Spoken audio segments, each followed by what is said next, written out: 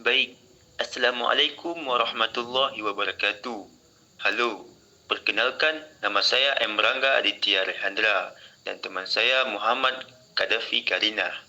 Kami dari Prodi Ilmu Politik, Fakultas Ilmu Sosial dan Ilmu Politik Universitas Syah Kuala.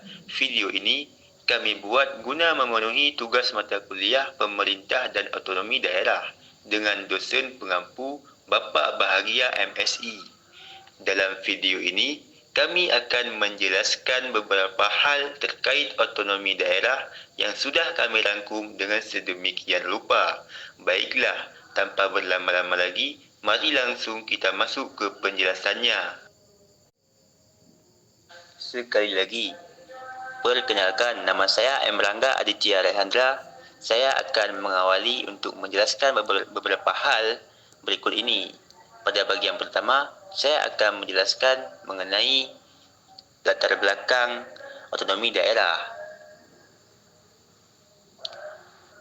Adapun di dalam negara kesatuan seperti Indonesia, pemerintah pusat mempunyai wewenang sepenuhnya di dalam seluruh wilayah negara meskipun wilayah negara itu dibagi dalam bagian-bagian negara.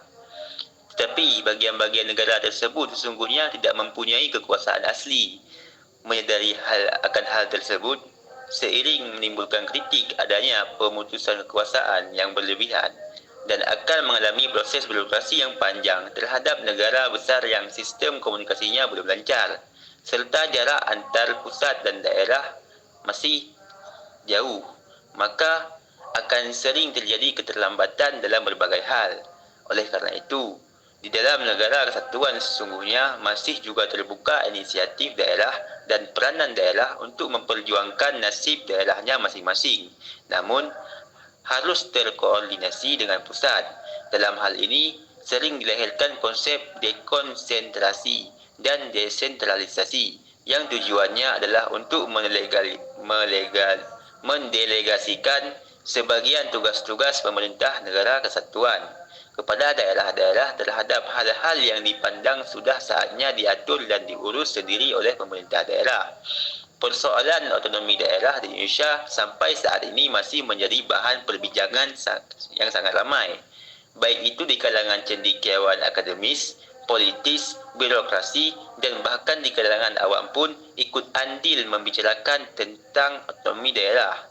Apalagi hal yang sangat sulit dilakukan karena Indonesia adalah negara yang berbentuk kesatuan dengan luas wilayah yang sangat luas serta terbagi dalam bentuk pulau-pulau. Hal ini akan membuat kesulitan dalam pelaksanaan otonomi daerah.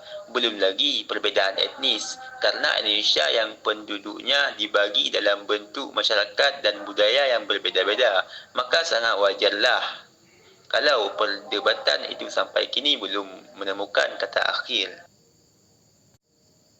Baik, selanjutnya saya akan memasuki ke tahap penjelasan kedua, yaitu tentang pengertian otonomi daerah.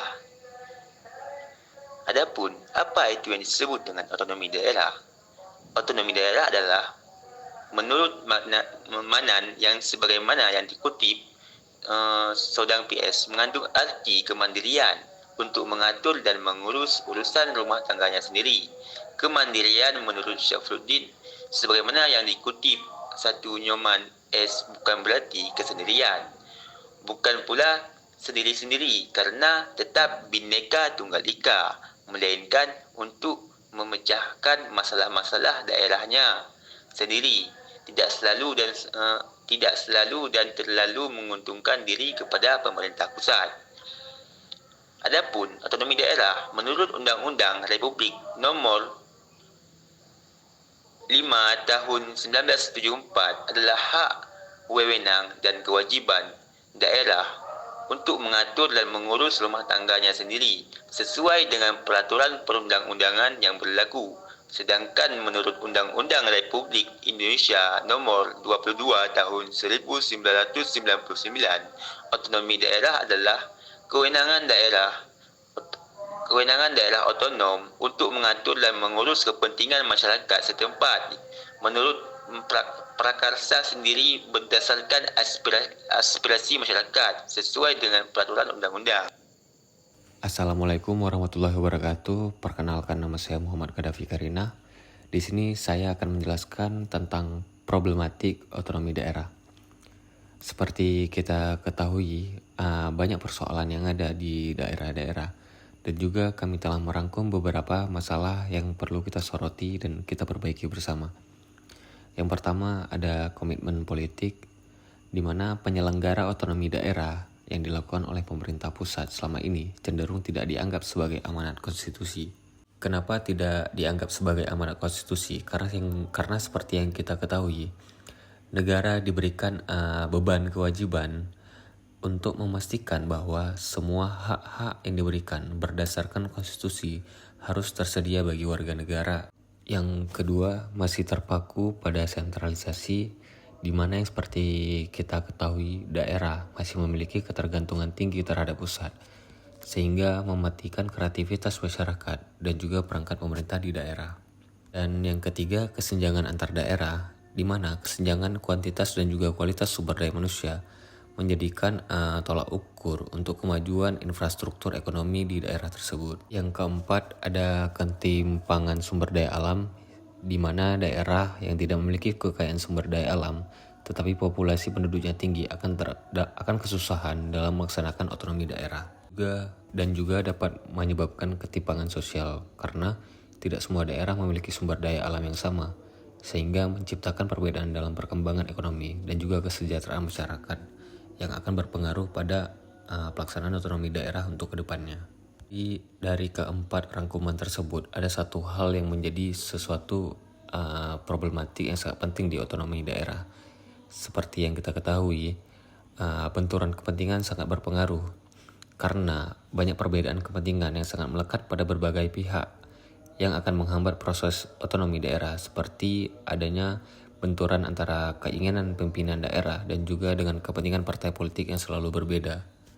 Baik, di sini kami memasuki pembahasan studi kasus, di mana kelompok kami mengambil studi kasus konflik hukum UU-PA dan pilkada serentak, di mana pilkada di Provinsi Aceh diselenggarakan berbeda dengan daerah lain di Indonesia, yakni dengan penyelenggaraan khusus, yaitu Komisi Independen Pemilihan KIP yang dibentuk langsung oleh Dewan Perwakilan Rakyat Aceh, sebagaimana yang telah dijelaskan dalam Kanun Aceh nomor 12 tahun 2006 tentang pemilihan kepala daerah.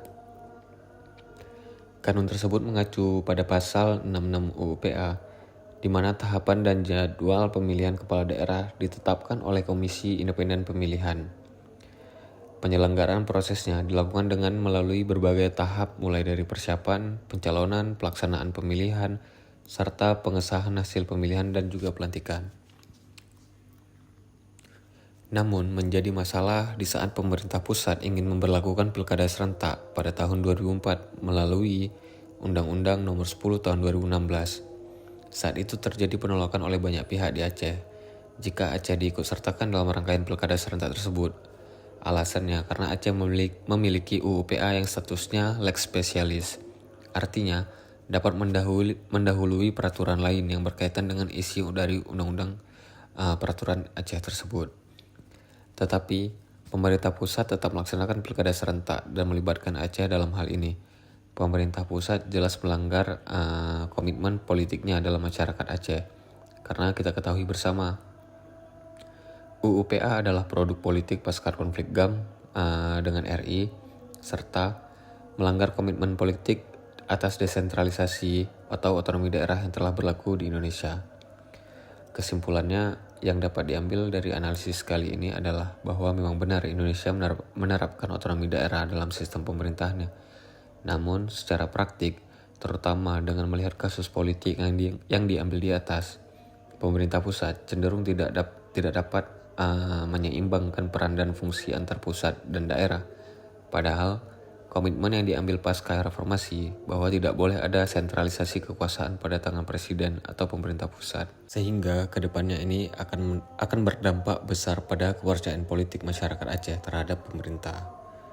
Mungkin sekian hasil pemaparan dari kelompok kami. Lebih dan kurang kami mohon maaf sebesar-besarnya. Terima kasih juga untuk kepada dosen pengampu kami, Pak Bahagia MSI. Mungkin lebih dan kurang kami mohon maaf. Assalamualaikum warahmatullahi wabarakatuh.